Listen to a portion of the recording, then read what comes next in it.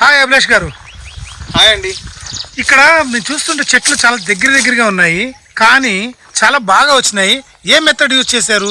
సాధారణంగా చాలా వరకు ఉంటారు చెట్లు దగ్గర పెడితే బాగా రావు, దానికి మినిమం డిస్టెన్స్ 10 నుంచి 15 ఫీట్లు 20 ఫీట్లు ఇవ్వాలి అంటారు. మరి ఇక్కడ ఎలా ఉంది, ఎలా వస్తున్నాయి ఇవి? అండి ఇది నేను కొత్తగా అనుకున్న సిస్టమ్ అండి. ఇది నా ఓన్గా థాట్ చేసి పెట్టాను. ఇది దీన్ని ట్రెంచ్ బర్డ్ మెథడ్ అని నేను టర్మ్ అనేది కాయిన్ చేశాను. ఈ ట్రెంచ్ బర్డ్ ఈ system trench bird BUD bird అంటే మొక్క, ట్రెంచ్ బర్డ్ అనేది వస్తుంది అంటే బడ్డింగ్ అలా అని పెట్టాను. దీంట్లో ఏంటంటే మనము left side right side trench తీసుకోవాలి నార్మల్ గా. ఓకే, అంటే ముందు ప్లాంటేషన్ చేసే ముందే ఓకే తీసేసుకొని ఈ ట్రెంచ్ లో మనం ఫుల్ వేస్ట్ మెటీరియల్ ఇటు వేస్ట్ మెటీరియల్ ఫిల్ చేయాలి.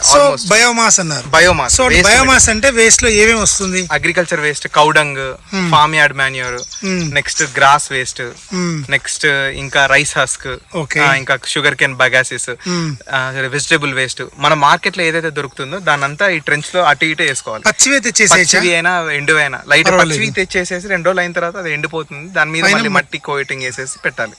పెట్టిన తర్వాత ఈ మధ్యలో ఏదైతే ఉందో ఈ మధ్యలో మనము ఈ ట్రెంచ్ లోపల ఎంత ఉందో అంత లోతు ప్లాంట్ డిగ్ హోల్ చేసుకొని ప్లాంటేషన్ చేసుకోవాలి.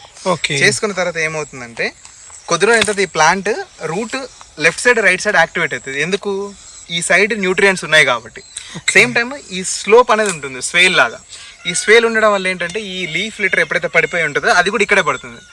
దానివల్ల ఏంటంటే సేమ్ ప్లాంట్స్ సేమ్ ఫ్యామిలీ ఉంటే కాంపిటీట్ అవుతాయి. బట్ ఇక్కడ ఏంటంటే డిఫరెంట్ ఫ్యామిలీస్ కాబట్టి మనకు కాంపిటీషన్ అనేది కాదు. ఇంకోటి కాంపిటీషన్ వల్ల ఎక్కువ ట్రీస్ పెరుగుతాయి అని చెప్పి ఒక ట్రైల్ వేసాను ఫారెస్ట్ స్పీషీస్ మీద. నాకు మంచి రిజల్ట్ వచ్చింది.